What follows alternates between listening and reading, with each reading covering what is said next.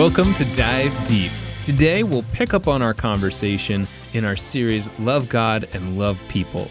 And this message couldn't be more timely with the political tension our country is facing. Our goal in this podcast is to deepen your relationship with God and equip you to live out your faith in ways that change the community around you. And we hope that you're able to bring hope and peace to your neighbors as we journey into the implications that this upcoming election is going to bring. Joining me today is Pastor Arlie. Welcome, Pastor Arlie. Hey, thanks, Caleb. And just to say, I would love to take credit for the timing of the message, but it's really how God works. And I just really give God praise because it's just amazing. I sit back and go, isn't that amazing that we would be focusing on the importance of love for everyone right before the election. Yeah. There we go. Boy, if we can get this right, it will change everything. Yeah, and I think I heard somebody else say that how much they appreciated the statement that I shared, that it wasn't mine, but I had seen it in the tweet that, based on, how the election goes will make the difference in how Christians handle it, whether or not Christ wins. Yeah. And I think that's so true. We've just got to do so much better. We do. And I know everybody's passionate about their perspective, from whatever side. They're just really passionate about it. And I think, and that's great. I mean, we need to be passionate about our beliefs. But when they become detrimental in the sense that we're attacking each other, that's when it's wrong. Yeah, that's absolutely right. I mean, we can still display that civility and that understanding, that care and that compassion while at the same time being passionate and disagreeing on things. Right. Yeah, it doesn't separate us, doesn't have to. Right. And so you're absolutely right. And, it brings to mind a really great question as we talk about love and love being our focus. We actually had some parents that reached out to us and they were talking about this concept of love and how they've been enjoying going over post-sermon discussions with their two kids, younger kids. And their oldest daughter, they've been talking about how we don't have hate in our hearts and hate, it's up there with really curse words. It's not something we want to do. It's not something that we want to be a part of our lives. Sure. And their oldest daughter has really great insight for a 6-year-old. And she asks, but does that mean that we can or cannot hate Satan? And they said they were just, struck. How do we actually answer this? And they posed the question back to you. So what are your thoughts? I mean, Satan, is there ever a place to hate for a Christian? Would he be the one?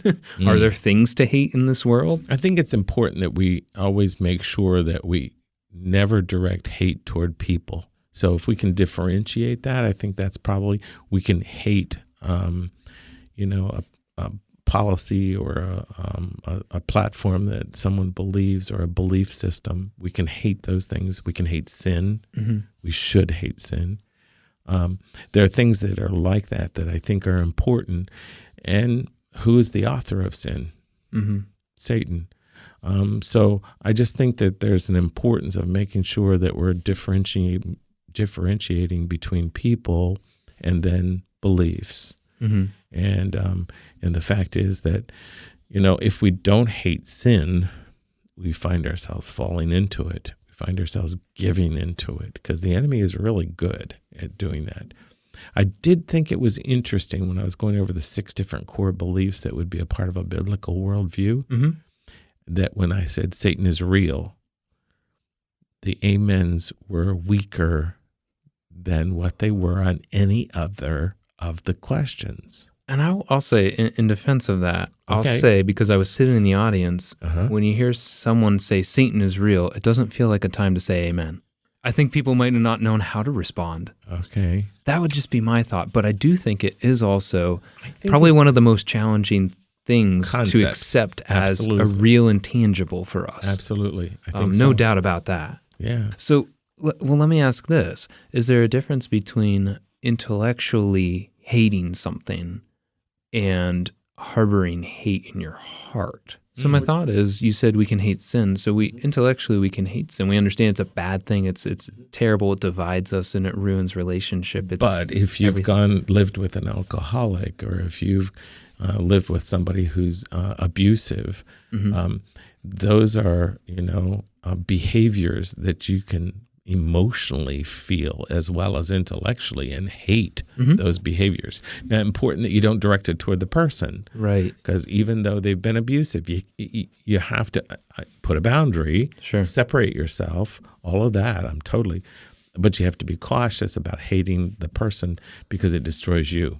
And I think that's maybe more the pivoting point here of what I'm getting at. There's a difference between knowing about something and knowing it's a terrible thing and letting it rule the way you act and feel and think to the point where it's detrimental to you. Pretty hard to separate those, to be honest. Right. But as long as you keep something as a focus in your mind, you're going to reproduce it in your life.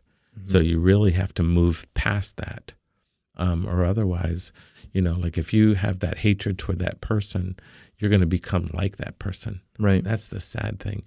And so even though you wouldn't want to, you'll start to reproduce those behaviors in your life. And so it becomes very, very important to make sure that you separate the whole thing between the act and the person. Yeah. Well, it also makes me think, just hypothetically, imagine you had somebody that grew up in a drug and abusive home where the parents were using and abusing, and the fallout for that person emotionally, they hate substance abuse, they hate drugs, but they take it so far to the point where it controls their entire temperament. It's their obsession, this fighting, the war on drugs, and they are an unhealthy individual because of their level of hatred, where it controls them. So that's kind of what I'm thinking is that to me would almost be more of a harboring hate in your heart. Okay. Where it controls me. Right. I'm not in control of it. It's in control of me, which you talk about quite often, not to let our emotions control us. Absolutely. So maybe that's the antithesis there. Absolutely. And I do think that there's a great importance of that caution that's set up in place. Yeah. Protecting ourselves. So how do we explain it to a child? I think it's still very clear we hate sin and the bad things that people would do, but we can't hate people. Can we hate Satan? Well, yes, he's the author of those things, and so that's possible so we can understand. But what we have to understand is the actions that are produced by that.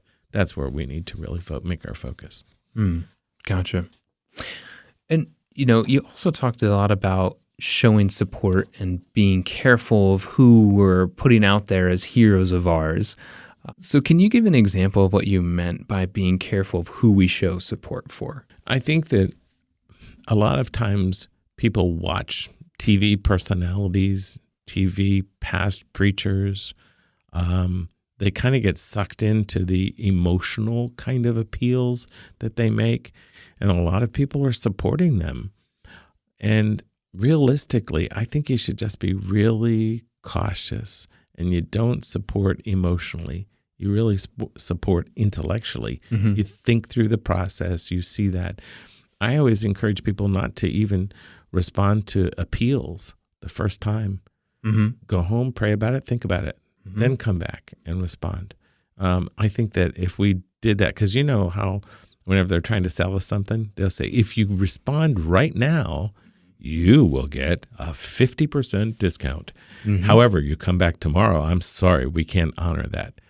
Well, that's just like an appeal. And so we go, I better do it right now because, and so then we respond emotionally. Where if we say, no, I need to think about this, you go home and you go, we don't really need that. Why were we thinking we did? Wait, let's not respond.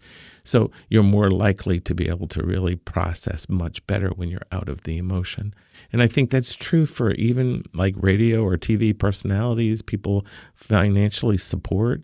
And I think, well, do you know their lifestyle? Do you know anything? And then we find they fall morally or something of that nature. And then it's like, so disappointing. Yeah, it's a real challenge. I mean, especially because, there are individuals within the Christian realm that are leaders that we want to support. Sure. And people will pull quotes from them and they'll put them out there and they'll think nothing of it, but that's showing support for that person. Yeah, I think you just have to be cautious. You have to be really careful about all that.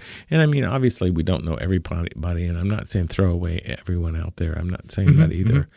But I'm just saying be cautious, be careful. When you see something like the, most recent Jerry Falwell, kind of immorality, if you'd known it up a little close, they've been practicing that kind of stuff for a while. It was a horrible story when I read all this stuff. So, we have those things that happen. We just need to be real cautious about where we are. Yeah, I agree. But then it makes me wonder this. As Christians, can we support someone who's spreading a good message that we would agree with, but their values may not align or their worldview is very different from ours? How do we partner with individuals like that? Should we be partnering with that? I think come back again. You gotta process through, try to be wise and discerning as to what you support.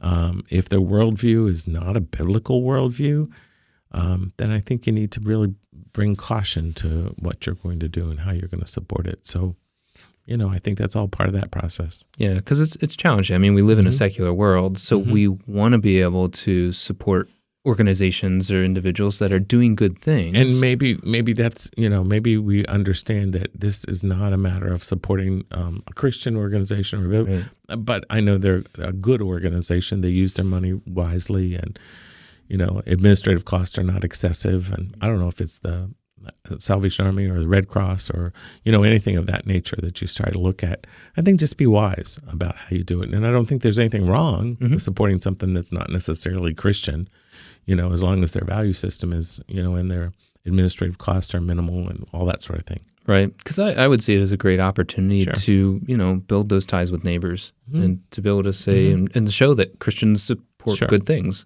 Yeah. Like the Little League or whatever. Right. That kind of stuff. Yeah, sure. Yeah, absolutely. How should we respond to spiritual leaders that do fall? And I'm thinking, obviously, you're not going to respond to the failure of somebody that's a big national icon far away from you versus someone that's locally and more close. But what is the process? What do we do? I think there's sadness that should always be expressed. We're going to talk about in 1 John, 2 John, he starts pointing out names, those who follow. We're going to talk about all of that when we come to it. But I think there should always be sadness, at a failure, a moral failure, especially as we look at some of our leaders and what happens. Because it doesn't just do damage to that particular ministry. It does damage to the whole cause of Christ, the bigger picture. And that's there are a lot of people out there that are saying, see, I knew that would happen, and I don't believe in any of them. And I say, well, I'm doing the best I can to live my life for Christ, and, I hope that that's not damaged as a result of what you see in others. But I do think that, it's not something we don't talk about at all, but I think we are cautious. It's not gossip. It's not like a means of let's put this out there. But there should be some sadness in what damage is done, but you can't ignore it either, because I think then you're not really being faithful to truth. Absolutely. Well, thanks for that counsel. Do you have any final thoughts you want to share with people before the upcoming election? I just think it's so important that we be biblical in what we choose to support as in a candidate. And I think the biblical values that are important to us, we need to support those, and that's why God has given us those options. Well, thank you very much, Pastor Arlie. And thanks for connecting with us on CWC Dive Deep. If you value the time you've spent here today, join our mission to invest in others by rating, reviewing, and sharing this podcast wherever you might be listening from. Join us next Monday as we continue the discussion of love God, love people. And if you missed past episodes, check those out at cwc.life. Have a great week.